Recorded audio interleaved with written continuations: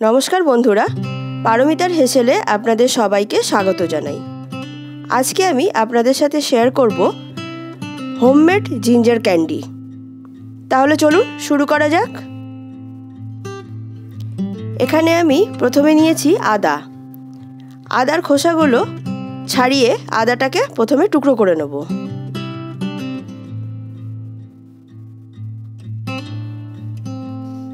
টুকরো করা আদাগুলো এবার একটা মিক্সিং জারে নিয়ে ভালো করে পেস্ট করে নেব।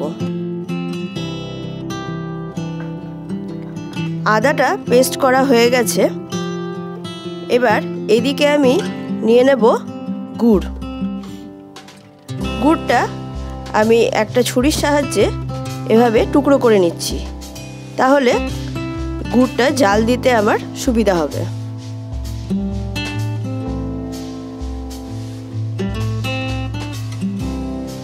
গ্যাসের মধ্যে একটা প্যান বসিয়ে তার মধ্যে প্রথমে আদার পেস্টটা নিয়ে নিলাম। আদাটা 2-3 সেকেন্ড একটু নাড়াচাড়া করে নেব যাতে আদার জলটা শুকিয়ে যায়।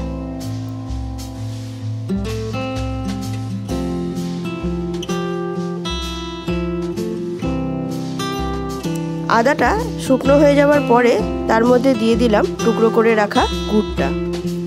এবার এই আদা আর গুড় খুব ভালো করে জাল দিয়ে নেব। সর্দি কাশিতে আদা আমরা অনেকভাবেই খেয়ে থাকি। একবার এভাবে ক্যান্ডি বানিয়ে খেয়ে দেখুন, কাশি হলে খুবই আরাম লাগবে। গুড়টা গলে যাওয়ার পরে এর মধ্যে দিয়ে দিলাম 1/2 চামচ গোলমরিচ, 1/2 চামচ বিট লবণ আর সামান্য হলুদ। এবার এই গুঁড়ো উপকরণগুলো এই আদা আর গুড়ের সাথে খুব ভালো করে মিশিয়ে নেব।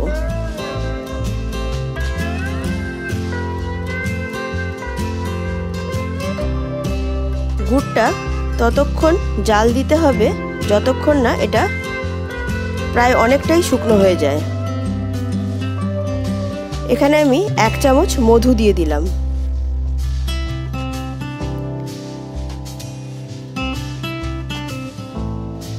খুব ভালো করে মিশিয়ে নিচ্ছি।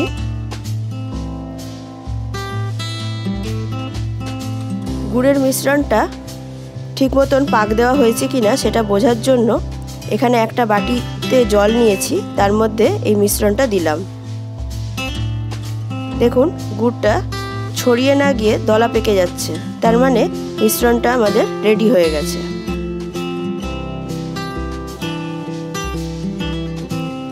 এখানে একটা থালার মধ্যে আমি একটা বাটার পেপার নিয়ে নিয়েছি।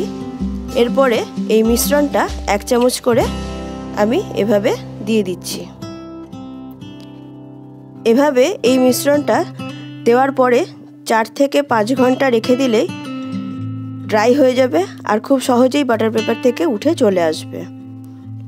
আমার আজকের এই জিঞ্জার ক্যান্ডির রেসিপি যদি আপনাদের ভালো লেগে থাকে তাহলে আমার ভিডিওটাতে লাইক ও কমেন্ট করবেন আর আমার চ্যানেলটা সাবস্ক্রাইব করে দেবেন।